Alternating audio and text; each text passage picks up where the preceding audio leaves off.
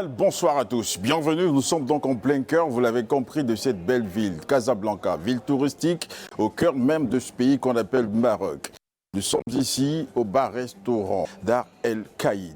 Ici, il sera question pour nous de délocaliser une émission spéciale, Sport Info, version DMP is back. Ce soir, vous l'avez compris, en remplacement de Raïssa Lambenzamenon, qui, elle également, est sous les lieux ici au Maroc avec nous. On parlera, vous l'avez compris, de ce match de barrage entre le Gabon et le Nigeria, mais aussi et surtout l'aventure qui va donc engager notre pays dans le cadre de sa 9e participation à une Coupe d'Afrique des Nations. Je ne serai pas seul pour justement évoquer les questions en rapport avec ce plateau-là.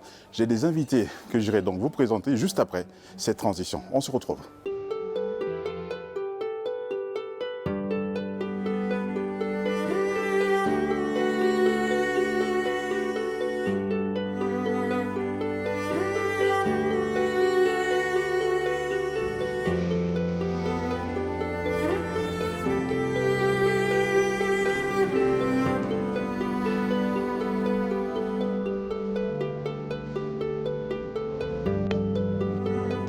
Je voulais justement d'entrer de jeu dans cette émission qui a des invités avec moi ce soir pour discuter et analyser le contenu de cette émission délocalisée du côté du Maroc. Vous l'avez compris, Sport Info s'invite donc chez vous, à ma gauche et à droite, chez vous à la maison, justement. Saint-Brice Nzogé, bonsoir. Bonsoir, Dave. Vous êtes consultant sportif à Gabon. Merci. À ma droite, à votre gauche, chez vous à la maison, le directeur général adjoint du groupe Gabon Télévision, M. Gabatiga, bonsoir. Bonsoir, Dave. Avec vous, il sera question d'évoquer toute l'organisation en rapport avec les détails techniques de cette Coupe d'Afrique des Nations, voir sur le groupe et enfin après, au niveau notamment on sait de la production des matchs, mais aussi la diffusion de ces films durant cette Coupe d'Afrique des Nations. On peut se dire que tout est quasiment mis en place. C'est une volonté déjà des plus hautes autorités de la République, notamment le président vice-président qui, dès le mois de juin 2024, après le match Panthère-Gambie, avait décidé de donner la souveraineté à la chaîne nationale gabonaise, la première chaîne gabonaise. Voilà, on parlera de ça tout au long de cette émission. On va d'entrée de jeu, vous le savez, on est ici également présent pour ce match de barrage entre le Gabon et le Nigeria. C'est pas passé pour les Panthères du Gabon. Grosse Bérésina, une défaite 4-1, vous l'avez suivi en direct sur nos antennes. On va repartir du côté de la régie, retrouver les principaux enseignements de cette rencontre avec Bessiana Fernandez du service des sports du Gabon première. La dure réalité du haut niveau, les Gabonais l'ont appris à leur dépens. Ouais, pendant la prolongation, les Gabonais, franchement, j'ai mal pour eux. J'aurais bien aimé qu'ils gagnent. Mais bon. Les transitions rapides et les attaques placées ont plombé les espoirs des Gabonais. Pour moi, nous avons supporté le Gabon, mais malheureusement, c'était pas ce que nous avons attendu de l'équipe. Mais Nigeria, c'est une équipe qui est très très forte, tu vois, avec le duel, avec tout ça. Mais espérons que le Gabon revient pour la Coupe 2030, Inch'Allah, qui sera organisée au Maroc. Donc, bonne chance à vous. Approximatifs, les choix tactiques de Thierry Mouyouma ont montré des limites. À quelques semaines de la CAN, l'espoir de réajustement est permis. Un coach, tu fais rentrer 2 joueurs à la seconde période, même pas 30 minutes, tu fais ressortir les mêmes joueurs. C'est pas logique en fait. Loin s'en faut, il faut davantage cravacher dur pour la bande à Thierry Mouyouma, pour espérer bien figurer dans cette campagne africaine qui réunit les meilleures équipes du continent africain. On l'a dit, 4-1, le Gabon n'a pas pu tenir dans la phase des prolongations. C'est une véritable déculottée, comme l'a dit Fernand justement. Ça n'a pas été, finalement. La profondeur du banc a donc été l'épine dorsale. Ça n'a pas été, vous l'avez dit Dave, mais on le soupçonnait un tout petit peu avant l'entame de ce match. Il faut quand même rappeler le contexte qui a animé cette rencontre. On jouait face au Nigeria qui est classé 41e mondial, alors que nous, les Panthères, nous végétons à la 77e place. 36 places nous séparent, c'est donc dire que le Nigeria partait avec les faveurs du pronostic. Si en plus de ça, on essaye de voir les individualités que composent ces deux équipes, on s'aperçoit quand même que le Nigeria avait du lourd dans son moteur. Cela dit, il y a un contexte, nous étions arrivés deuxième derrière la Côte d'Ivoire. Donc ça signifie que nous avions aussi des atouts finalement à faire valoir lors de ce match. Et malheureusement, les choses ne se sont pas passées comme nous l'espérions pour les raisons que nous allons décortiquer tout au long de cette émission. Justement, quand on parle des raisons, le Gabon éprouve des difficultés énormes à s'imposer face à des cadres du continent africain. Dans le top 10, c'est justement ce niveau-là qui permet au Gabon de retrouver ses véritables valeurs intrinsèques. On le sait très bien, on a parlé de cette question de la profondeur de banc qui peut être également l'une des difficultés rencontrées par le staff technique de Thierry Mouyouma. Le sujet signé ce soir par Aïssa Lormbenzamendong. L'histoire se répète face aux cadors africains. Les Panthères ont du mal à tenir contre les équipes du top 10 du continent. Au révélateur de cette assertion, la récente déculottée subie face aux Super Eagles en match comptant pour les barrages en Afrique de la Coupe du Monde 2026. Face aux géants, c'est 16 buts encaissés pour seulement 3 marqués. 9 contre le Maroc en aller-retour en phase éliminatoire de la CAN 2025, 3 contre le Sénégal en amical en France, 4 contre le Nigeria en barrage en Afrique de la Coupe du Monde et 1 contre la Côte d'Ivoire en éliminatoires en Afrique de la Coupe du Monde 2026. Ces compétitions se jouent sur du détail. Détail parfois extra-sportif. On a vu que si vous prenez un cas simple, sur ce penalty non sifflé, non accordé par l'arbitre, si vous l'inscrivez dès le début, le match n'est pas le même. Et là derrière, il n'y a peut-être pas, à 1-0, il n'y a peut-être pas le même changement qu'on a pu avoir. Donc c'est des détails qui comptent beaucoup. Il y a aussi l'expérience. On a l'habitude de jouer des matchs à 90 minutes. Là, très rarement on va jusqu'aux prolongations. Heureusement, on a craqué sur les prolongations. C'est des choses que le Gabon doit revoir. Et puis, notre profondeur de banc qui fait énormément défaut. En l'absence du championnat, on est toujours en difficulté parce que parfois on fait des choix qui ne sont pas toujours ceux qu'on attend. Une bérésina inquiétante qui laisse transparaître des lacunes d'une défense gabonaise aux abois. Ce secteur, longtemps déclaré être en chantier, n'a point trouvé la sérénité tant recherchée.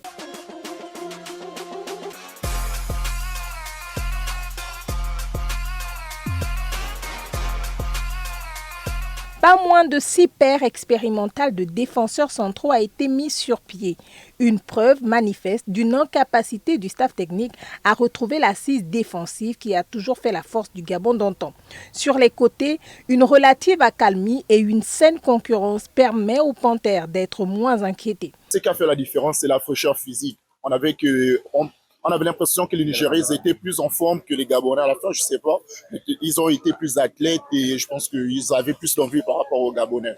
Mais dans l'ensemble, voilà, c'était un très bon match et le meilleur a gagné. Je félicite par contre le parcours des Gabonais parce que c'est quand même une première, c'est à souligner.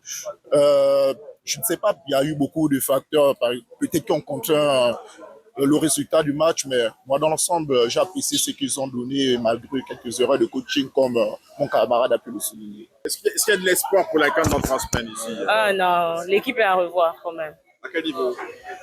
La défense. Le gardien, s'il y a possibilité de trouver un autre gardien, vraiment, ça ne va pas. Non, mais tout est à refaire. Le cœur du jeu gabonais, l'autre compartiment qui a fait le job, a trop souvent été soumis à rude épreuve devant des adversaires coriaces. Le Gabon ne trouve pas la solution pour battre les grands et cela inquiète plus d'un. Et ce, au moment où l'on s'apprête à participer à la 9e Coupe d'Afrique des Nations de football. Les choix opérés par le sélectionneur national laissent à désirer et inquiètent. Ça ne sert à rien de stresser. On pouvait marquer, mais bon, dans l'ensemble, c'était bien, même si on a perdu, mais c'est pas grave. Un autre jour, Inch'Allah, on va gagner.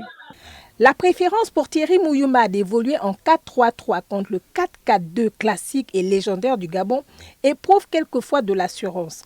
Tant les joueurs n'ont parfois pas la grinta nécessaire pour s'affranchir. Une irrégularité déconcertante qui laisse sceptiques les férus du cuir rond. Et l'équipe de Nigeria, elle était très bonne, mais le Gabon, oui. À ce niveau d'analyse, le doute s'installe et l'urgence d'y remédier s'oppose avec acuité. Une seule question revient sur la table avec insistance. La sélection nationale sera-t-elle prête face aux Ivoiriens et Camerounais durant la phase de poule de la CAN qui débute dans moins d'un mois au Maroc? Le plus important, c'est de se projeter déjà pour les matchs à venir, c'est-à-dire la CAN, Et puis, bonne chance aux Panthères pour la suite. On est avec eux.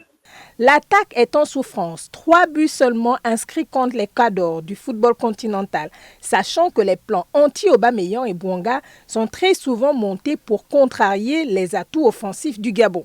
Là encore, Thierry Muyuma n'est toujours pas parvenu à trouver la réponse alternative à l'équation que lui posent très souvent ses alter-égaux. Muyuma a du pain sur la planche et le Gabon les yeux rivés sur lui. Bonne chance. C'est évident, face au Sénégal, c'est pas passé, face à la Côte d'Ivoire non plus, mais également contre le Maroc à 2 reprises, véritable déculotté en aller comme un retour pour les éliminatoires de la Coupe d'Afrique des Nations en 2025. Et encore là, cette douche devant cette belle formation nigériane qui décidément pose problème. Le Gabon ne parvient pas finalement à battre les gros. Le Gabon n'y parvient pas à battre résolument une équipe top 10 du continent, mais avant de voir, je pense que ça c'est plus la conséquence. Il faut d'abord analyser les causes, me semble-t-il. Dans ce match, on avait une équipe nigériane. En principe, on sait comment cette équipe joue avec un 4-4-2.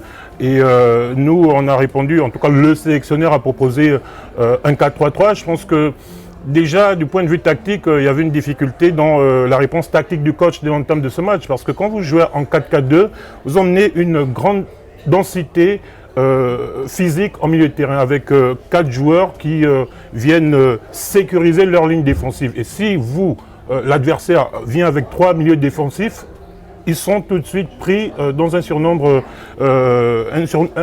numérique. Et je pense que les Nigérians, en plus avec leur impact physique, ils ont beaucoup de costauds au milieu de terrain. Donc on n'a pas su résister physiquement au duel que nous imposaient les Nigérians, même si paradoxalement, à l'entame du match, on a vu quelques velléités dans ce secteur de jeu. On a été présent dans les duels, mais ça n'a pas duré très longtemps, ça a duré que 10 minutes. Donc voilà. On peut se l'imaginer évidemment, monsieur le directeur général adjoint qui a en face, on va vous inviter à ce débat des statistiques. En tant qu'observateur. Mais justement, nous dites peut-être votre mot quand on regarde cette équipe gabonaise qui a dû tenir tête à cette équipe nigériane pendant les 90 minutes en termes de temps réglementaire, mais qui finit par justement plier les chines dans ces prolongations-là. Avez-vous cru à un moment donné à un exploit gabonais Dès l'entame du match, lorsque j'ai vu le positionnement de joueurs comme Aubameyang, j'ai quand même douté.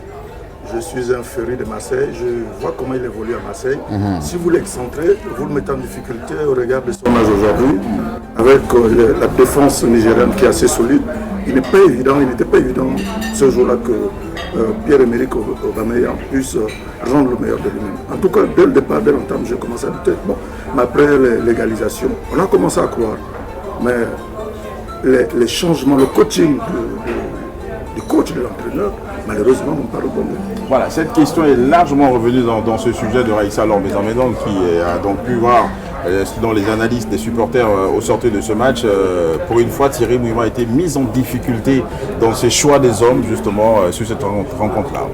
Dès que vous dites une fois, moi je vois plusieurs matchs où le sélectionneur se trompe tactiquement. Contre le Burundi, rappelez-vous, la dernière journée des éliminatoires de la Coupe d'Afrique.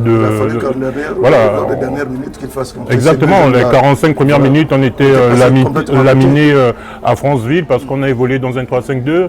Je me souviens encore le match contre le Kenya, on gagne 4-3, mais on n'est pas quand même loin d'encaisser le 4e but. Il me semble que c'est Averlan sur sa ligne de but qui la sort. Le sélectionneur, c'est pas la première fois qu'il se trompe tactiquement. Et sur ce match, c'était crucial parce que à partir du moment où vous arrivez à tenir tête au Nigeria pendant 45 minutes, vous rentrez dans les vestiaires avec ce score de parité et que vous revenez en deuxième mi-temps, le coach nigérian fait 2 changements à 60e minute. Conséquence, 15 minutes plus tard, ils ouvrent le score. Et il aurait fallu, me semble-t-il, que le sélectionneur apporte une réponse tactique à l'entrée en jeu des Nigérians dans les 60e minutes. Ça ne s'est pas fait. On est revenu quand même. Il faut préciser quand même que cette équipe gabonaise fait souvent preuve de mental. Ce but arraché dans quasiment les dernières secondes du temps réglementaire par Mario Lemina en est une belle illustration. Et derrière, le coach fait sortir 2 joueurs qui donnent satisfaction pendant tout le match. Et vous faites allusion là à la sortie de Poko et Didier Brahim. Exactement. Comment peut-on justement comprendre qu'à ce moment du match bien précis, on sort 2 pièces maîtresses essentielles, autant les avoir sur un pied que de ne pas les avoir. Et surtout que les deux remplaçants vont être tout de suite remplacés après. Voilà, c'est ça. Donc, ça ne s'explique pas. Nous, en tant que supporters, en tant qu'observateurs du football gabonais, on ne peut pas le comprendre. On se pose des questions. Est-ce que, excusez-moi, notre coach est véritablement à la hauteur de diriger cette équipe nationale? Le débat est lancé justement comme un pavé dans la mare. Mouyouma est-il finalement l'homme de la situation pour la Coupe d'Afrique des Nations? On va sortir avec ça, finalement. Selon vous, quand vous analysez. C'est une question avec laquelle il faut prendre beaucoup de pincettes, hein, parce que quand j'écoute le sélectionneur en conférence de presse, pour peu qu'on analyse un tout petit peu ses choix tactiques, on est tout de suite en dehors de la mystique nationale. Hein. Rappelez-vous cette expression qu'il ventile à chaque conférence de presse. Je pense qu'il y a deux choses dans l'approche du sélectionneur. Il est aussi finalement victime du manque d'effectifs dont il a à sa disposition. D'accord. Sur les changements de Poko et Ndong Ibrahim, vous faites rentrer qui à la place? Qui sont des joueurs aujourd'hui sur le banc gabonais qui sont capables de venir apporter ce que Didier Ibrahim Ndong apporte? Il n'y en a pas. On a un championnat national qui est à l'arrêt depuis bientôt 1 an. Et donc le sélectionneur, malgré tout, est obligé de composer avec l'effectif qu'il a. C'est la première chose. La deuxième chose, c'est que la vraie difficulté, c'est que quand on fait rentrer 2 excentrés, à la fin du match, je me dis que le sélectionneur a une idée précise. Et les faire sortir 15 minutes plus tard, c'est quand même un aveu d'échec. Après, la question de savoir est-ce que le sélectionneur est compétent ou non pour la Coupe d'Afrique, écoutez, il nous a quand même qualifiés, d'accord? Donc, il faut savoir raison garder. Le problème, c'est que cette défaite, me semble-t-il, va quand même laisser des traces. Ça va quand même laisser des traces parce que à partir du moment où les joueurs ont le sentiment que les changements tactiques du coach ne viennent pas aider sur le terrain, ça peut peut-être créer, je veux dire, ça peut peut-être casser le mental des joueurs. Hein, pour avoir discuté avec des personnes qui étaient dans les vestiaires, les joueurs avaient le moral dans les chaussettes à la sortie de ce match. Donc, Radim, c'est l'expression locale pour parler justement du pont. Hein. La transition est toute trouvée pour aller, là on a un peu parlé de l'arabe, hein, vous avez compris, sur le temps général. Vous êtes là pour nous parler de cette Coupe d'Afrique des Nations, nous parler de ce déploiement technique qui sera donc mis en place. Vous l'avez dit d'entrée de jeu, le chef de l'État, soucieux de pouvoir offrir à la jeunesse gabonaise et africaine de façon générale le plaisir du football, a donc décidé de restaurer notamment un pan de votre souveraineté. La souveraineté de la chaîne nationale. Qu'est-ce qui va être fait pendant la Coupe d'Afrique des Nations? Pour ne pas me reprendre, je le disais à l'entame, que le président de la République, après le match Gabon-Gambie en juin 2024, où la production de ces matchs avait été faite par un pays voisin, des compatriotes d'un pays voisin, qui d'ailleurs avait laissé couler beaucoup d'encre parce que la qualité n'était pas de mise. Et jusque-là encore, avant le coup de la libération, les Gabonais pensaient que les matchs des Panthères du Gabon étaient diffusés et produits par Gabon Télévision. Il n'en était rien. Donc le président de la République, à cette date-là, après tout le bruit qu'il y a eu autour, a cherché à comprendre, et il a compris que finalement ce n'était pas la chaîne nationale qui était productrice des matchs des Panthères. Il en a décidé autrement. Il a mis en action des équipes de production étrangères qui ont accompagné Gabon Télévision lors des matchs les matchs éliminatoires joués au Gabon, joués exclusivement au Gabon. Gabon Télévision, avec des partenaires venus un moment du Cameroun et d'autres venus du Maroc où nous sommes aujourd'hui, ont produit ces matchs. Aujourd'hui, Gabon Télévision peut afficher son indépendance, peut réellement produire les matchs du Gabon au Gabon. Et là, comme je le disais, le président... Avec la compétence locale. Avec la compétence locale. Le dernier match des Panthères d'ailleurs, le match des éliminatoires Gabon-Burundi, il a été totalement produit, réalisé par les équipes de Gabon Télévision. Et appuyé par nos amis marocains, 2 amis experts marocains qui sont arrivés sur le sol gabonais.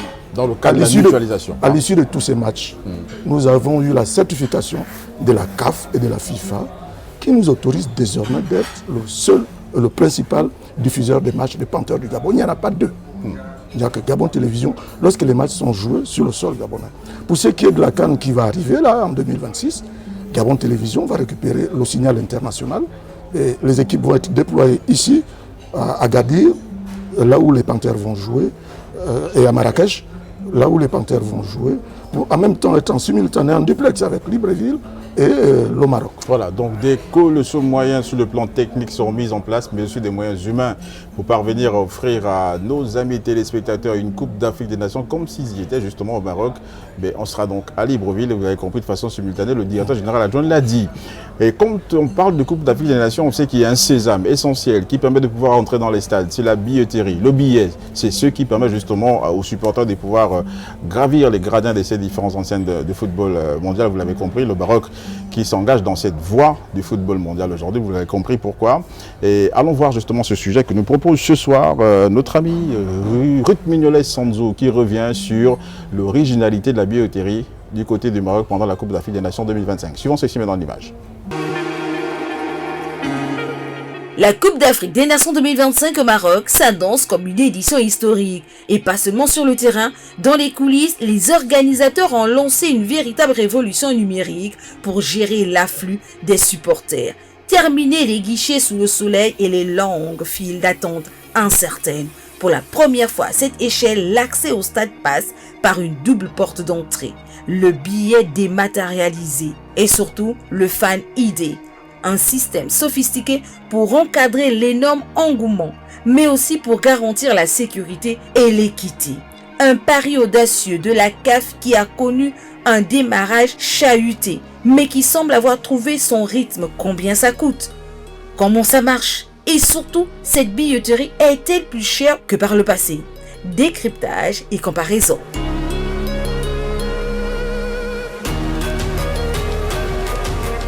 C'est l'innovation majeure de cette CAN, l'obligation du Fan ID via l'application Hala.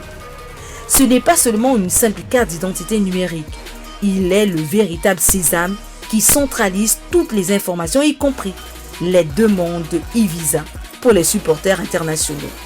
C'est un outil de sécurité essentiel pour la CAF et le Maroc. Malgré quelques bugs techniques au lancement, cet outil a permis l'écoulement de plus de 137 000 billets en quelques jours seulement, témoignant de l'appétit colossal du public. La billetterie s'effectue en plusieurs phases, ce qui est une autre nouveauté pour une meilleure gestion des flux et pour lutter contre le marché noir. Passons au portefeuille. L'objectif de la CAF était clair, garantir une CAN populaire. En phase de groupe, les prix d'entrée catégorie 3 débutent à 6 000 francs CFA. Un prix pour une compétition de cette envergure est considéré comme accessible et s'aligne sur les événements sportifs locaux majeurs. Bien sûr, les tarifs grimpent en fonction de l'affiche et de l'avancée de la compétition. Phase de compétition catégorie 3. Accès populaire catégorie 1. Meilleure place, match de groupe des 6 200 francs CFA jusqu'à 24 500. Quart de finale des 12 300 francs CFA jusqu'à 36 800 francs CFA. Finale des 24 500 francs CFA jusqu'à 55 000 francs CFA. Où se situe le Maroc par rapport à la dernière édition?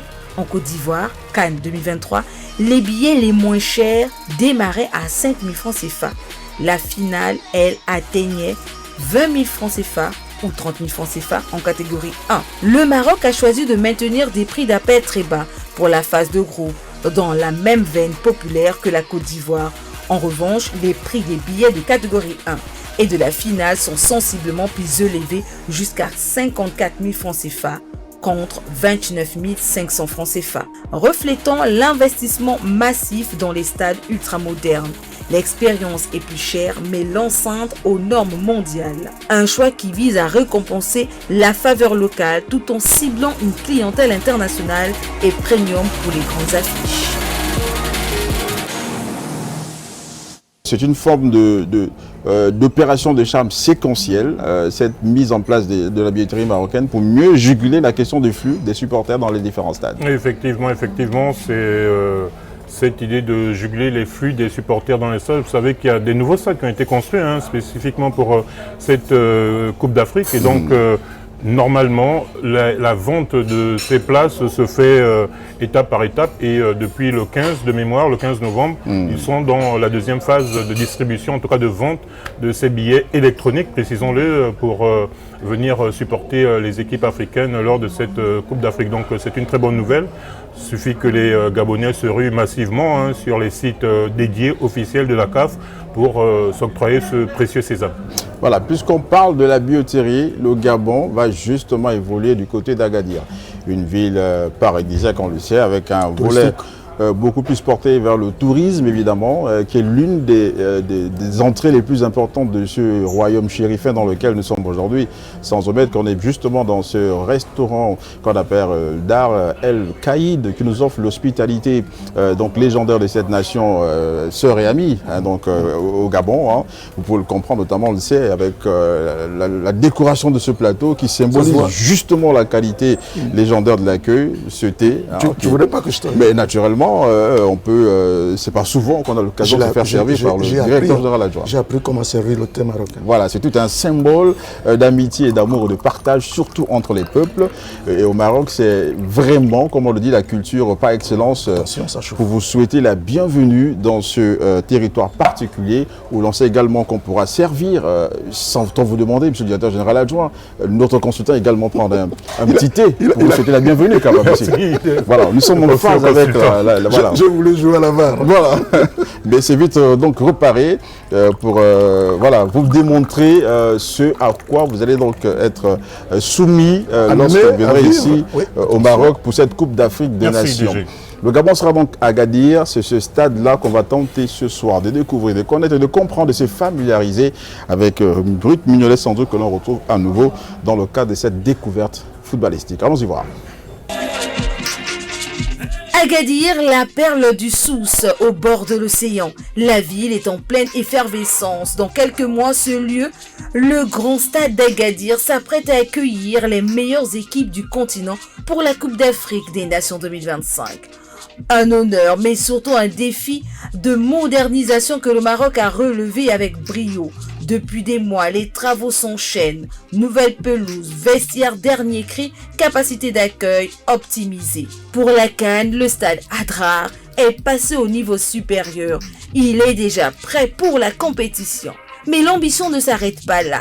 Agadir vise l'excellence mondiale. Regardez comment la capitale du Sud se transforme pour devenir une véritable plateforme du football africain.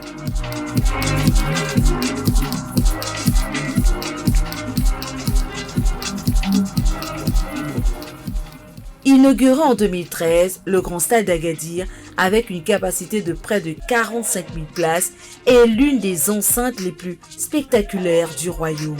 Son architecture unique, inspirée des anciennes forteresses de la région, contraste avec l'horizon bleu de l'Atlantique. Idéalement situé à seulement 15 minutes du centre-ville et facilement accessible, il est la vitrine sportive de la région Souss-Massa. Le grand stade d'Agadir a bénéficié d'un programme de mise à niveau à l'instar des autres stades en 2 temps. Donc la première phase elle est presque achevée. Pour être au standard de la Confédération africaine de football, CAF, la première phase de rénovation, dotée d'un budget d'environ 450 millions de dirhams, est désormais presque achevée.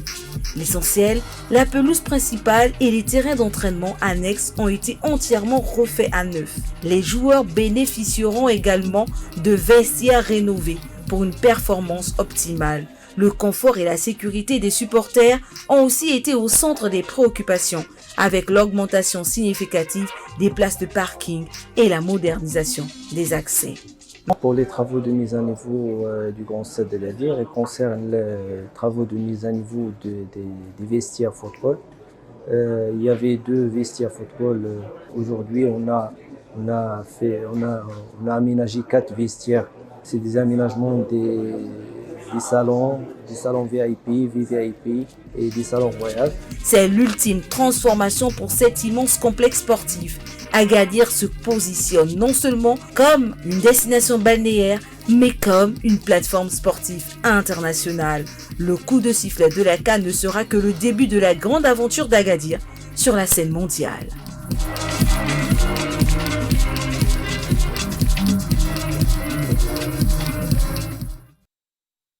Retour plateau, vous savez, évidemment, on parle donc de ce groupe F qui sera donc logé à Agadir, composé du Gabon, de la Côte d'Ivoire, du Cameroun et du Mozambique.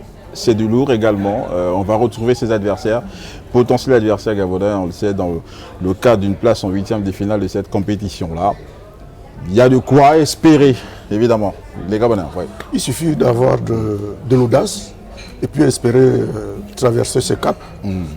C'est vrai que nous avons déjà rencontré la Côte d'Ivoire, qui malheureusement nous avait battus en Côte d'Ivoire. Là, c'était en Côte d'Ivoire. À Franceville, nous avons fait un match nul. Ouais. Là, nous sommes en terrain neutre. Je pense que les Panthères ont été blessés après ce match contre le Nigeria. Ils veulent certainement relever la tête. Je crois, je pense que si on met le moyen, si on les met dans un cadre approprié, les Panthères peuvent accéder au prochain tour. Vous l'avez dit, pendant cette Coupe d'Afrique des Nations, Gabon Télévision, dans son offre spéciale, va permettre à ce que les équipes soient déployées voilà, donc à Agadir et à Marrakech pour le cadre des matchs comptant pour la phase de groupe. Techniquement, ça va se passer comment à peu près? Dites-nous un peu. Gabon Télévision pour la CAN va tout simplement reprendre le signal, mais ce que Gabon Télévision fera, outre ces matchs, outre la diffusion des matchs, c'est la production des émissions avant, pendant et après match. À ce niveau-là, c'est ce à quoi devra s'attendre le public gabonais. Mais par contre, pour les prochains matchs des Panthères au Gabon, pour le championnat qui va certainement reprendre d'ici à quelques mois, on espère, Gabon Télévision devra montrer de quoi il est capable. Mais en entendant ce qui lui a été promis, c'est-à-dire l'achat des matériels professionnels pour assurer convenablement son travail. Mais en attendant que ce matériel justement arrive pour offrir ce travail de qualité dont vous êtes dépositaire de l'autorité pour le compte de la télévision nationale aujourd'hui, on se débrouille voilà, avec un matériel qu'il va falloir améliorer, n'est-ce pas? Il va falloir l'améliorer, il va falloir avoir un matériel véritablement professionnel. Parce que là nous faisons du professionnel, du semi-professionnel avec des partenaires, des experts qui viennent des pays amis. Le souhait de Gabon Télévision, c'est que la parole donnée par les plus hautes autorités, c'est-à-dire en projection, mettre à la disposition de Gabon Télévision un matériel professionnel, que cette parole-là soit respectée, pour qu'enfin Gabon Télévision soit indépendant. Voilà. On ne va pas trahir un secret, vous avez été justement dans les coulisses d'une réunion hautement stratégique, ici au royaume chérifien. Vous avez été à Rabat. Rabat, c'est à quelques kilomètres de la ville de Casablanca. Vous avez été à la tête d'une délégation hyper importante pour aller rencontrer les autorités gabonaises accréditées dans ce pays ami, justement. Il était question pour l'ambassade du Gabon, le ministère de la Jeunesse et des Sports, toutes les entités sectorielles qui gravitent autour de l'équipe nationale, donc de se retrouver, de même que la Fédération gabonaise de football, pour ne pas la citer, se retrouver pour définir les stratégies à mettre en place dans le cadre des facilités organisationnelles, tant pour les départs depuis Libreville que pour la grosse communauté gabonaise qui réside dans les différentes villes de ce pays d'accueil. Allons-y voir ce que nous propose dans ce sujet, signé ce soir, Raïssa Lom Benzamenong. L'activité de son Excellence, Monsieur l'ambassadeur du Gabon au Maroc, fut dense au regard des séances de travail qui se sont enchaînées. Nous avons aussi pris des dispositions avec le ministère des Affaires étrangères marocain et notamment avec l'ambassade du Maroc au Gabon pour faciliter justement un certain nombre de choses pour les Gabonais qui auront ces problèmes d'entrée au Maroc. Tous ceux qui ont des passeports diplomatiques et des passeports de service, ça ne les concerne pas. Par contre, ça concerne uniquement ceux qui ont des passeports ordinaires. Parvenir à s'accorder sur les détails du séjour de la délégation gabonaise durant la CAN au Maroc a été l'un des points passés au peigne fin. Je peux vous garantir d'ores et déjà que Monsieur l'ambassadeur, la Fédération et le ministère des Sports ont pris les dispositions, travaillent ensemble pour que ce soit une réussite parfaite. Logé dans le groupe F qui sera dans la ville d'Agadir, les parties prenantes ont convenu d'effectuer une descente pour évaluer les capacités d'accueil et assurer la mobilisation autour de la sélection. À notre niveau, tout est fait prêt, que ce soit sur la mobilisation, sur les conditions de travail, sur la CAN le rôle qu'on va jouer à la CAN, tout est fait prêt. Maintenant, il reste aux autorités de tout faire, de tout mettre en œuvre pour réaliser tout ce qu'on veut. Enfin, la commission tripartite composée de fédérations, ministères sectoriels et ambassades rendra son rapport dans les prochains jours à qui de droit. Le regard est désormais fixé sur la fête du football. L'ambassade sera donc là au cœur même justement des facilités dans le cadre de cette organisation-là. Cette réunion démontre de l'appui technique du gouvernement à offrir à la jeunesse gabonaise, dont les acteurs au premier plan, qui sont donc les footballeurs, le staff technique, etc. Et même les supporters qui vont devoir effectuer des déplacements d'Agadir, de Marrakech, du Maroc de façon générale, pour parvenir à accompagner les Panthères du Gabon. On le sait, ce groupe F, on le disait tantôt, regorge donc des forces en présence aujourd'hui. Quelle analyse peut-on faire rapidement dans le cas de ce groupe-là, sachant qu'il y a, on rappelle, la Côte d'Ivoire, le Cameroun et le Mozambique? Dave, l'analyse est la suivante, c'est que nous avons dans ce groupe deux top 10 africains et on connaît la difficulté de notre équipe à venir à bout d'une équipe de ce calibre-là qui hausse le temps. Mais une fois qu'on a dit ça, on sait quand même qu'on a joué la Côte d'Ivoire en éliminatoire de la Coupe du Monde, aller-retour, et j'ai pas eu le sentiment que ces Ivoiriens étaient supérieurs à notre équipe, même si effectivement c'est des équipes qui regorgent beaucoup d'individualités, que ce soit le Cameroun ou la Côte d'Ivoire, mais voilà, c'est des formations, surtout le Cameroun aussi, qui est un peu malade. Je vous apprends rien en vous disant qu'elle a aussi été éliminée par la RD Congo, donc c'est un duel. Surtout avec les querelles en interne au sein de la fédération, de l'équipe dirigeante technique au Cameroun. Effectivement, effectivement. Donc c'est un duel régional, le Cameroun c'est notre meilleur ennemi, donc je pense que c'est le genre de match où la motivation vient d'elle-même pour des joueurs qui sont des compétiteurs. Je crois qu'ils vont très vite switcher entre les éliminatoires de la Coupe du Monde et la compétition en tant que telle. On sait quand même que dans cette équipe, il y a des joueurs qui sont pas très loin de dire au revoir à cette sélection. Je pense notamment à Eko Demanga, je pense notamment à Pierre-Emerick qui ont quand même envie de laisser une marque dans l'histoire du football gabonais. L'occasion leur sera donnée en décembre ici au Maroc de sortir déjà de cette poule. Et puis la petite venant mangeant, comme le disait le sélectionneur, on peut espérer une très bonne CAN pour nos Panthères, étant entendu, et je termine sur ça, que le sélectionneur a toujours dit, il a toujours clamé que c'était l'objectif qu'il avait été assigné. Donc on peut comprendre qu'aujourd'hui il sera dans son élément et il mettra tout ce qu'il faudra pour que cette équipe du Gabon sorte de cette poule.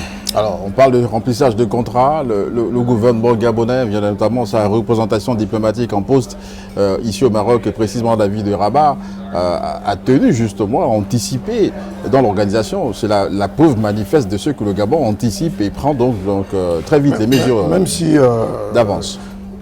Même si la représentation diplomatique en offre semblait nous dire qu'on était un peu en retard, mais il était important justement que, vous l'avez vu en milieu de semaine, en fin de semaine, cette équipe diplomatique, la fédération, le ministère, allait sur Agadir pour voir dans quelles conditions les joueurs, les officiels vont être logés.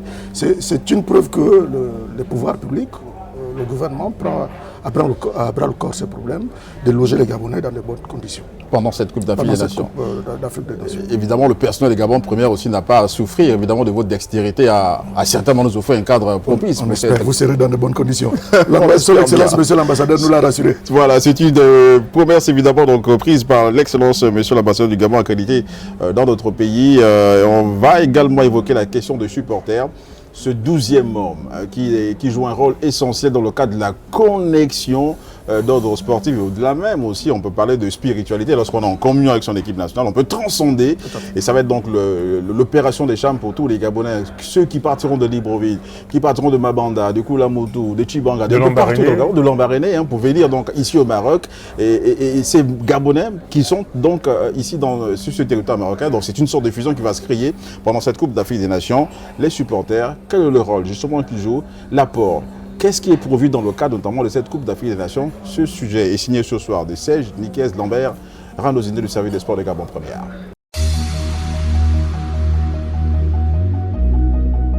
Le sport en général et le football en particulier drainent du monde dans les arènes sportives.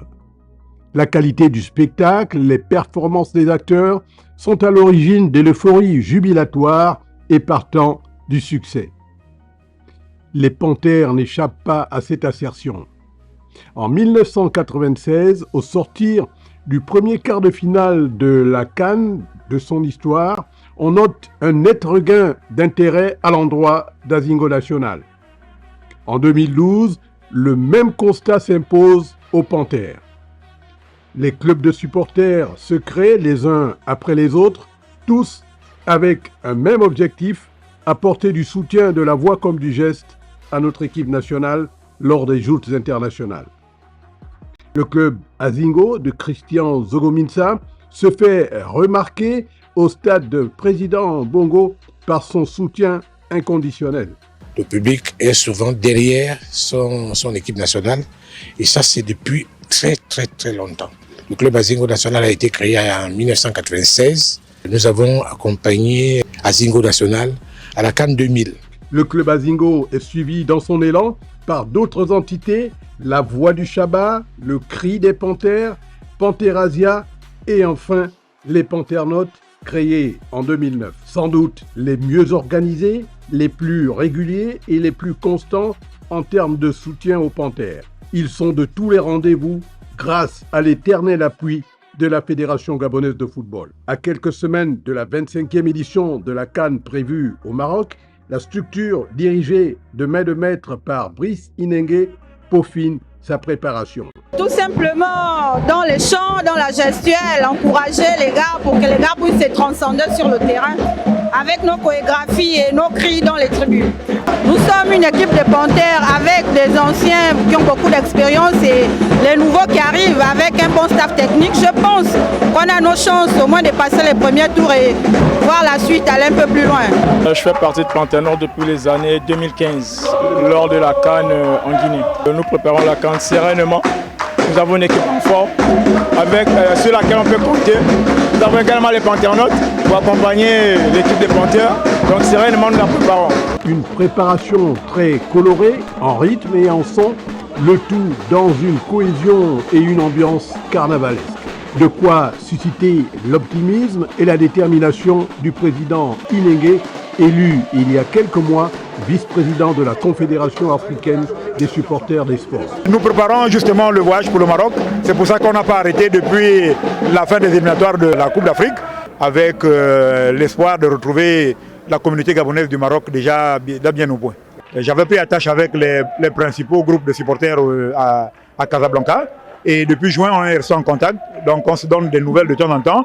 Nous avons des réunions périodiques, d'ailleurs on a eu une ce matin.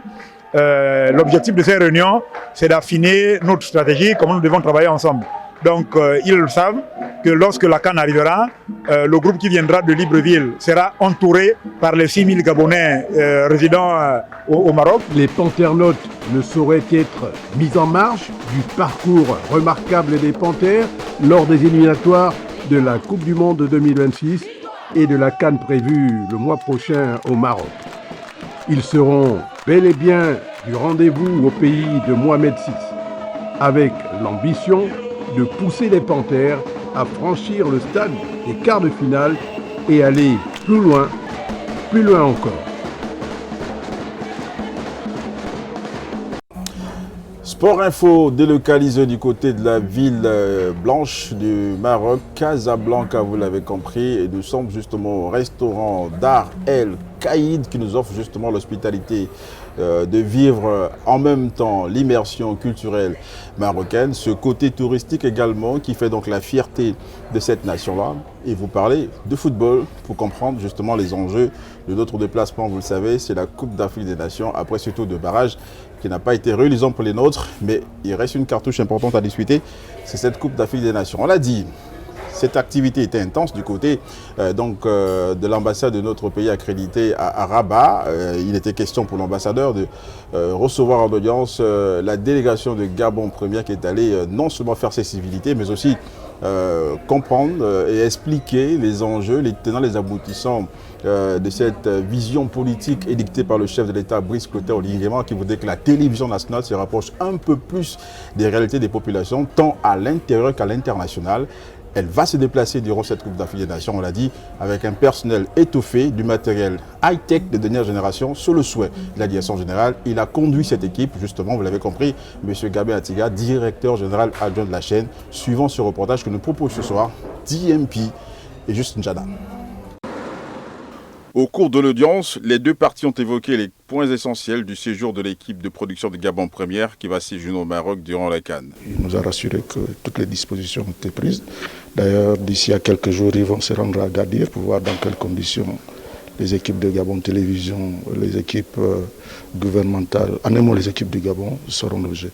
Dans tous les cas, ce qu'on retient, c'est que les dispositions sont prises, même si elles sont prises un peu en retard.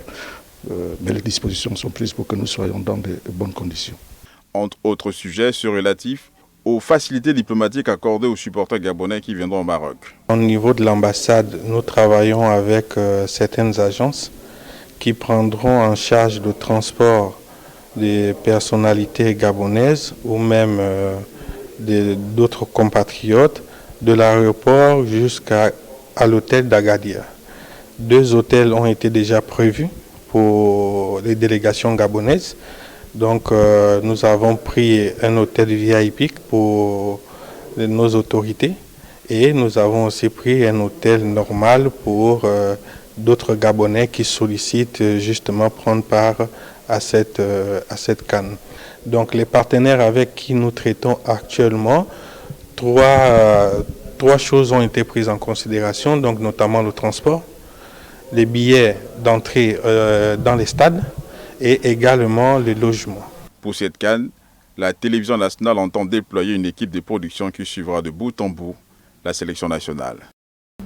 Monsieur le directeur général adjoint, vous avez été notamment avec l'autorité pour échanger, discuter, tenter de mettre tout en œuvre pour qu'il y ait donc voilà, ce déplacement qui va se passer dans les meilleures conditions. Dites-nous un peu tout ce qui a été dit finalement. Mais je pense que tout a été dit dans le reportage. On va parler au-delà de ce qui a été dit de façon conventionnelle. On ne va pas trahir un secret. Tout ce que je peux dire aux téléspectateurs de Gabon Télévision, c'est que bien évidemment vous suivrez toute la compétition, la CAN 2026, sur votre antenne, sur votre chaîne de télévision, qui n'est autre que Gabon Première, la chaîne généraliste. Voilà. Donc tout sera mis en place, toutes les dispositions seront prises pour que tous les matchs, toute la compétition soient diffusés sur votre chaîne. Vous l'avez évoqué, hein, ces détails techniques vont tenir compte des duplex, des directs, des points focaux qui seront mis en place, des zooms également. Vous savez ce qui se fait en la matière, donc vous pouvez vous le dire aux téléspectateurs. Ce n'est pas moi le directeur général adjoint. Voilà. Dérouler tout cela. Naturellement. Donc techniquement ça sera fait. Ceci, il y a justement ce contenu éditorial qui sera étoffé avec notamment des consultants maison qui seront là pour vous faire vivre les temps forts de cette Coupe d'Afrique des Nations. Ce sont des semaines de rêve pour le football continental. Ça sera donc l'occasion de vivre dans la tanière, minute par minute, comment on va donc se réveiller au Bameyang, etc. Et ses compères, etc. etc. Ça va être comme si on était donc à la maison. On sera en immersion pour vous faire vivre les temps forts les plus intimes de cette Coupe d'Afrique des Nations, avec vous notamment comme consultant, Saint-Brice, que l'on découvre également dans le cadre de ce chapitre-là. Monsieur le directeur général, au moment de nous quitter, on a fait le tour de toute la question. Ce que l'on attend, c'est justement cette dotation en matériel. La prière de Gabon Télévision, c'est celle-là que la parole donnée de la mise à disposition d'un matériel de diffusion des matchs des Panthères, des matchs des championnats, soit respectée et Gabon Télévision fera son travail. Voilà, fera son travail. Merci à toutes nos équipes mobilisées pour la circonstance qui sont donc parties de Libreville. Une grosse pensée pour nos amis qui habitent à Wendje, qui habitent un peu partout dans les Akébé. Ils sont là ce soir, Richard Evindi, voilà donc Gia Gildas. Une pensée également pour notre ami Justin Jana. On a voilà, Jonas Bogo, de même que le directeur technique de la chaîne, qui est également donc parmi nous, à Armand Moutingar. N'oublie pas le chef projet de cette belle production en déplacement avec nous ici au Royaume Chérifien. Et en même temps, chef des services du département sport de la chaîne nationale, Madame Raïssa Lormezan-Menong. On a été très ravis d'être avec vous durant ces 52 minutes. On se retrouve très prochainement dans le cadre de notre production ici au Maroc. Mais on n'oublie pas cette adresse lorsque vous êtes ici à Rabat. Faites-y un tour à Dar El Kaïd, en plein cœur, vous le savez, de ce bazar commercial. Un bazar, chez nous, il est hautement compris. Hein. Il est hautement compris chez nous. Ou non, compris autrement. Qui de bazar chez nous, ça fait un peu des autres, mais ici c'est quand même organisé. C'est ordonné. Un bazar ordonné. Nous sommes à la Médina. À la Médina, vous l'avez compris, en plein cœur du marché où on y trouve tout. Sur le plan touristique et commercial. Ça a été un plaisir et à très bientôt sur Gabon Première. Belle Coupe d'Afrique des Nations et belle réussite pour Kappa à ce parcours religieux des nôtres, les Panthères du Gabon. On reste optimiste. On reste optimiste. On reste optimiste.